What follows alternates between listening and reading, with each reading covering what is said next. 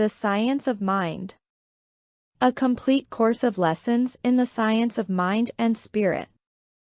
These lessons are dedicated to that truth, which frees man from himself and sets him on the pathway of a new experience, which enables him to see through the mist to the eternal and changeless reality. Peace be unto thee, stranger. Peace be unto thee, stranger, enter and be not afraid.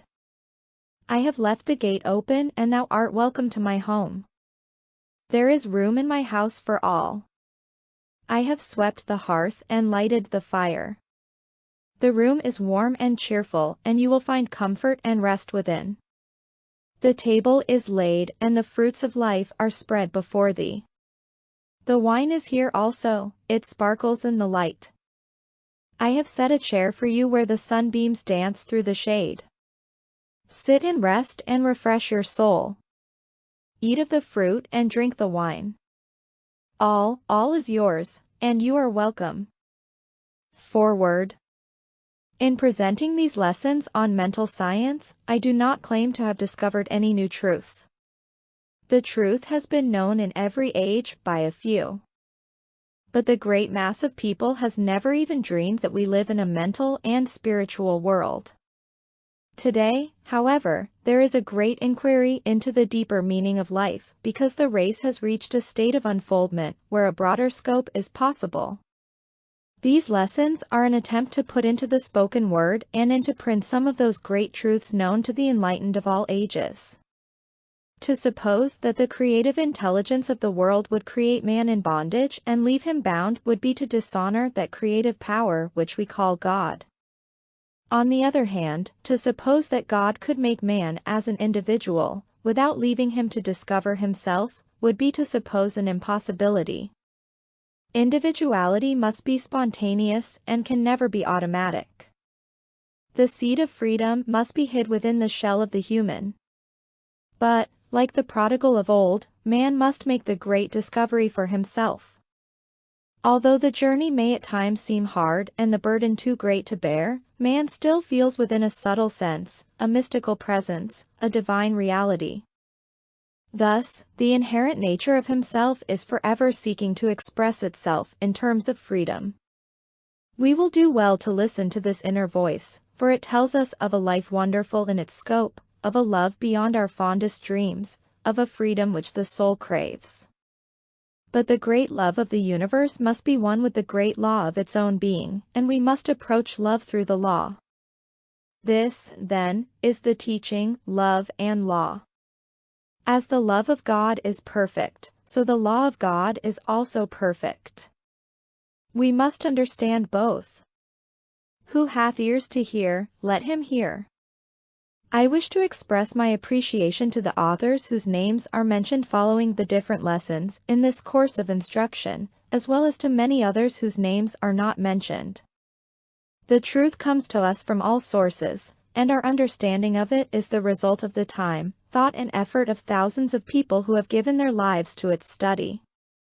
I wish to express special appreciation to Miss N. Shipman, of Boston, Massachusetts, without whose untiring efforts it is not probable that these manuscripts would have ever been gotten in shape for publication, and to my mother whose great faith in these teachings has inspired me with the hope and the belief that they may be of benefit to those who study them.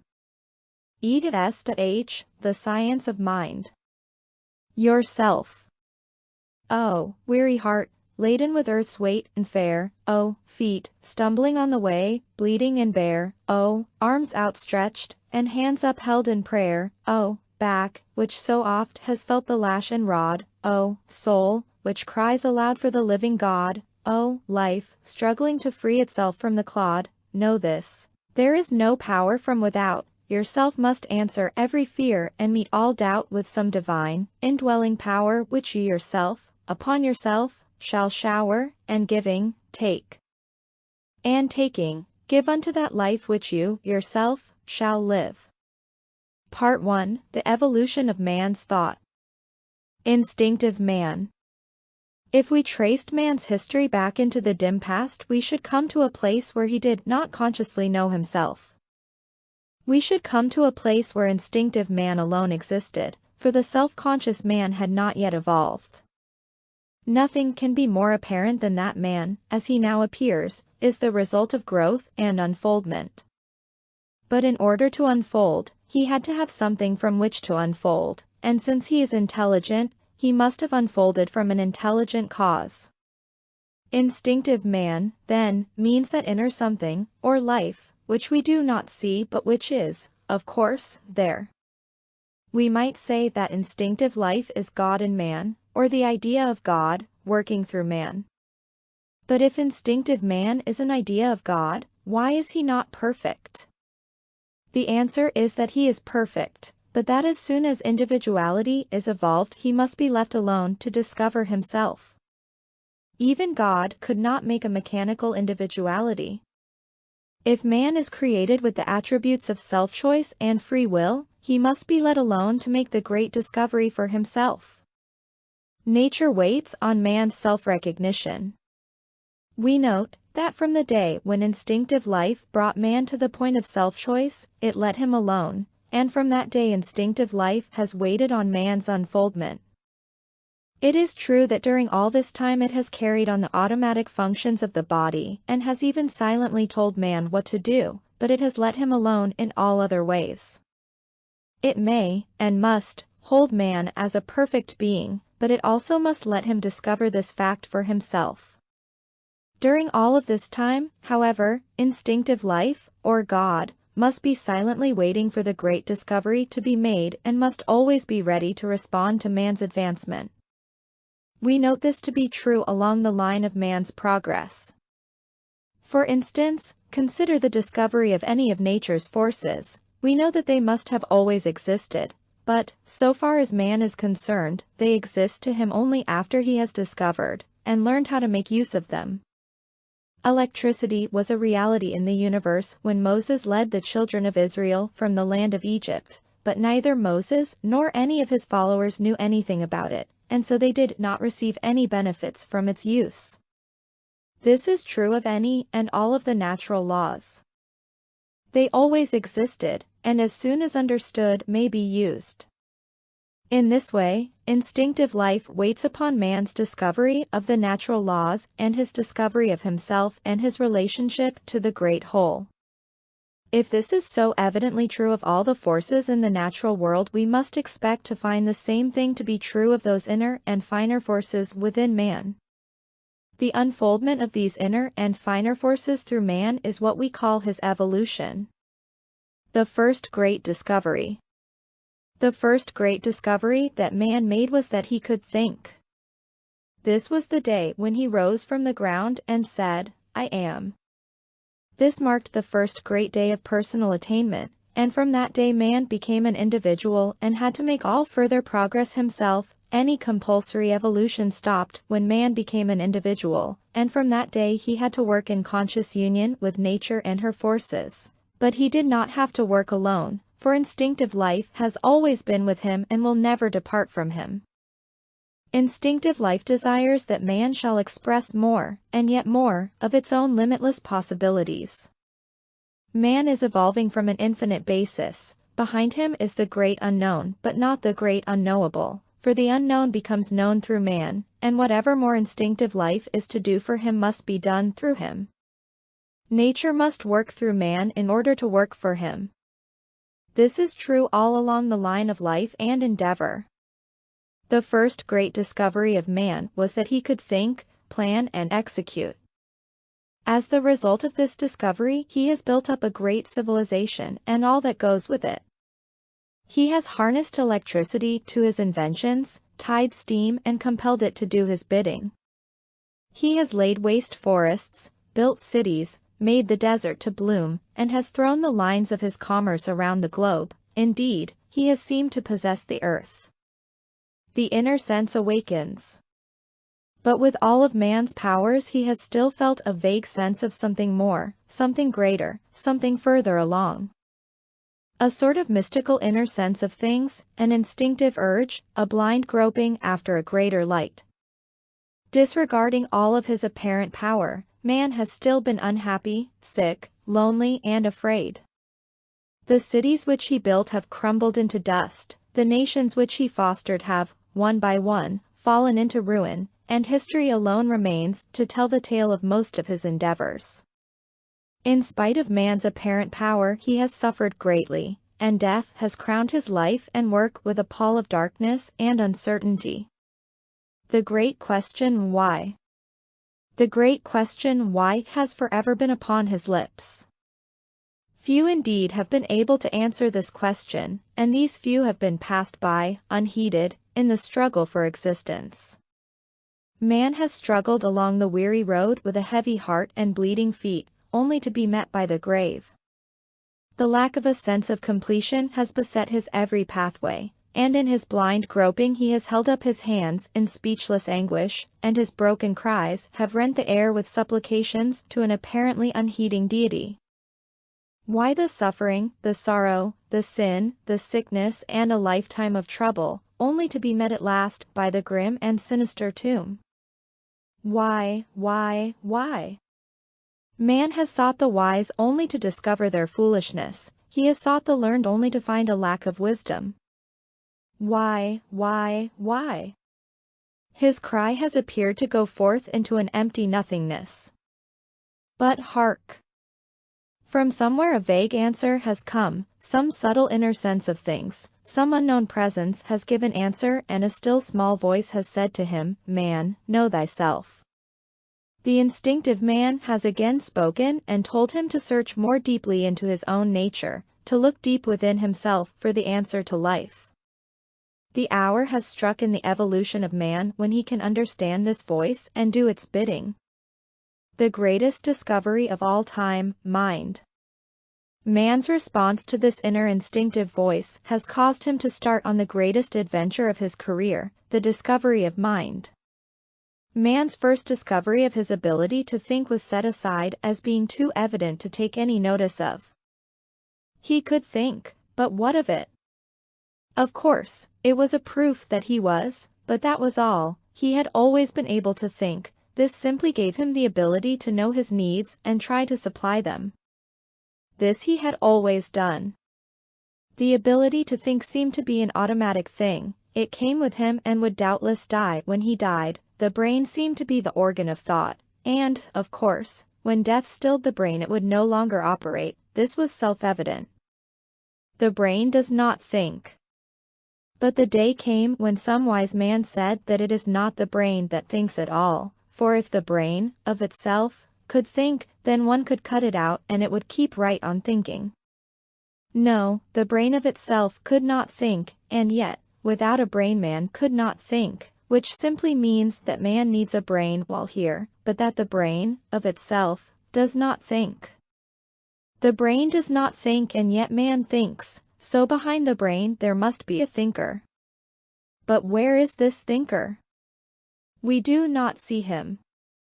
Have we a right to say that there is a thinker when no one has ever seen him? Yes, for can we name a single force of nature that we can see? Have we ever seen electricity or any of the other forces of nature? No, and the only evidence we have of their existence is that we see what they do. We have light and motive power, so we have a right to suppose that there is a force which we call electricity. This is true all along the line, for we see effects and not causes. We do not see the thinker. But to return to the thinker, we do not see him, but the proof of his reality is in the evidence of his works. We know that the legs do not walk, for, if severed from the body, they could not carry anyone very far. Cut off the hand and see if it could still hold anything in its grasp. Pluck out the eye and it cannot see, and so it is with all the organs of the body. There is a thinker and doer back of the organism who is using it for a conscious purpose. The body unconscious without the thinker. This is a great discovery. For it means that the body without the thinker could neither be sick nor suffer, for without the thinker there could be no movement of the body. Why then are we sick? This inquiry will not be answered until every form of disease is swept from the face of the earth and numbered with the things that were once thought necessary. For man has discovered that the body, of itself, has no life nor power to act. Let us follow the course of man's thought since he first made this discovery about the body and began to apply his knowledge. He first realized that instinctive man built up the body through evolution, and, after having created and evolved a perfect body, left it in man's keeping to do with as he willed. At first, man was ignorant of this, thinking that the body was self-operating, but as soon as he discovered that such was not the case, he began to formulate certain new theories about himself. He discovered that while he could consciously think and decide, something happened to his thoughts after he had thought them. They went somewhere, for soon they would come back as remembrance. Man had now discovered that he could consciously think and that his thought would come back to him again. This led to the conclusion that memory is an active thing, an inner mental action. He said, "Memory is the storehouse of all my conscious thoughts, and it is active. My body is not conscious of life, but my thought is conscious of my body. My body is operated upon by my thought, and it must also be operated upon by my memory, since memory is active. But, since memory is only the result of conscious thought, memory, of itself, is an unconscious operation of what was once a conscious thought. The conscious and the unconscious thought. Since man always has had the habit of naming things, he named his memory his unconscious thought, and his conscious thought he called his objective mind.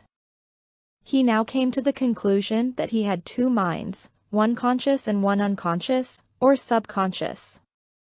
The conscious mind being the one that he used all of the time in his self-conscious state, and the subconscious mind being the storehouse of all his conscious thoughts, as well as the seat of his memory. It follows that as conscious thought acts, unconscious thought must also operate. This conclusion led to the discovery that the subconscious mind is the builder of the body, not that it really made the body in the first place, for instinctive man did that, but that the subconscious mind keeps the body going and is always acting on the thoughts of the conscious mind. After carefully watching this process, man discovered that he could consciously think and, by so doing, make such an impression on his unconscious thought that it would do what he directed. From these observations he deduced the law of suggestion to be one of action and reaction. Thus he found how habits are formed, that they are conscious ideas fallen into the inner thought and carried out to logical conclusions.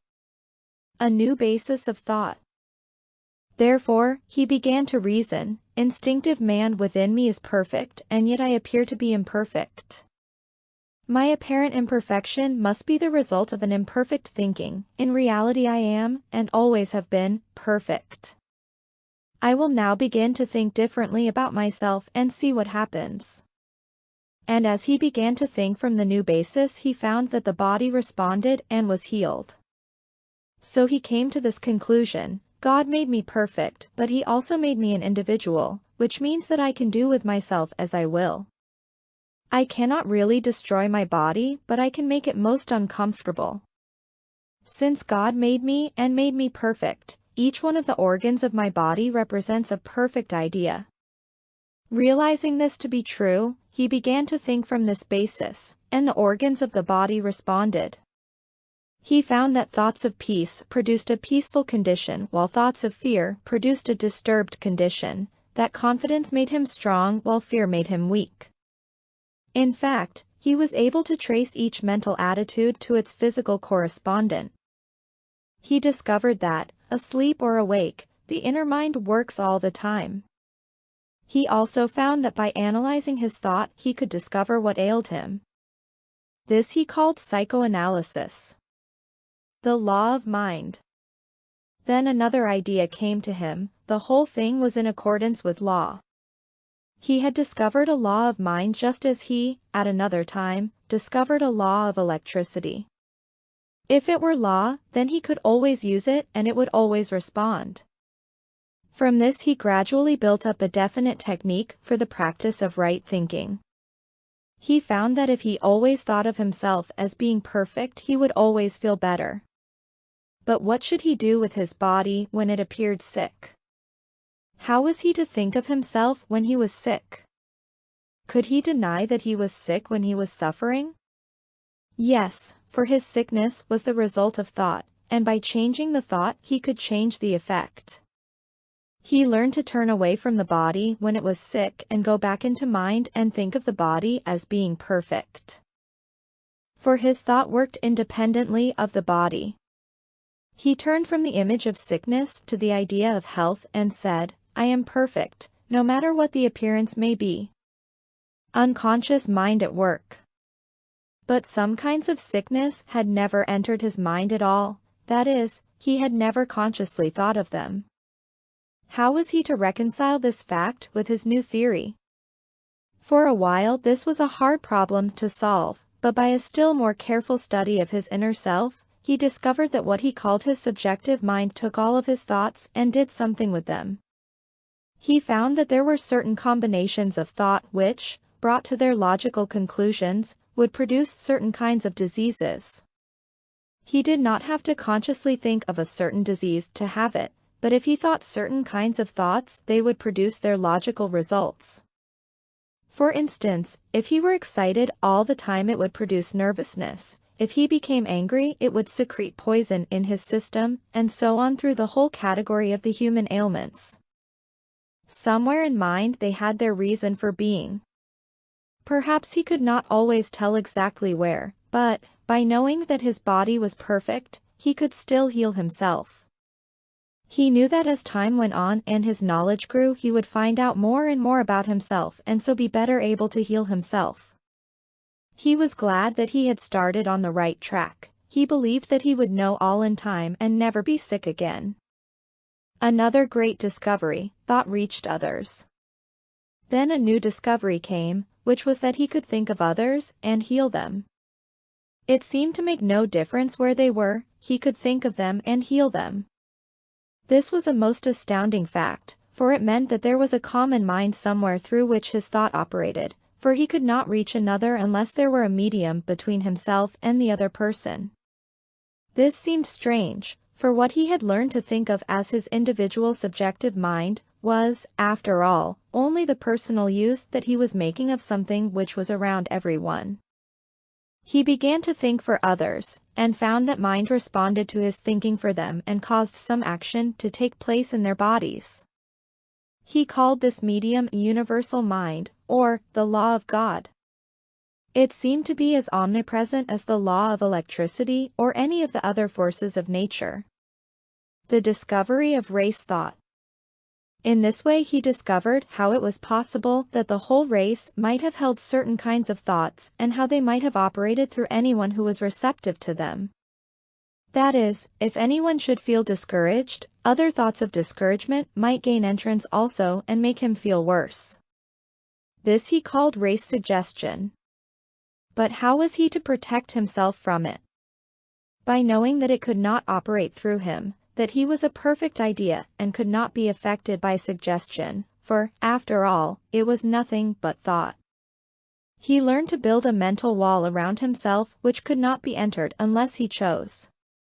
This he called divine protection. A universal medium which all must come to believe in. Man had now discovered that he could help and heal himself and others by thinking into some kind of a universal law of mind. He found that, like all other forces of nature, it was a great impersonal law and could be consciously used whenever he wished to use it, and that the use of it was through right thinking.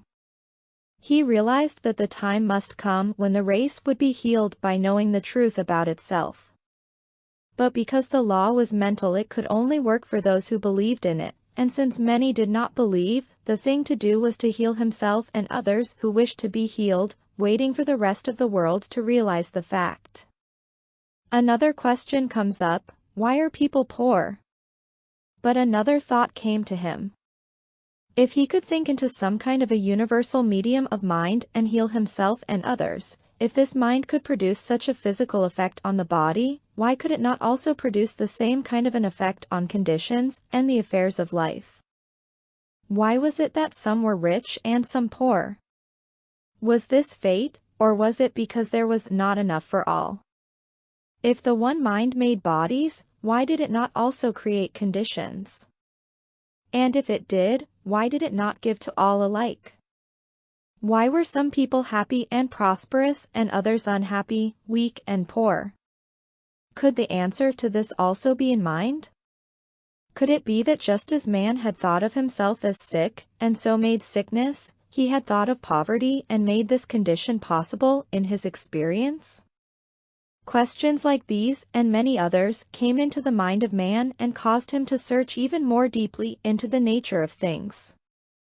Looking about, he saw some succeed and some fail, though all was taking place in the same world and under common conditions.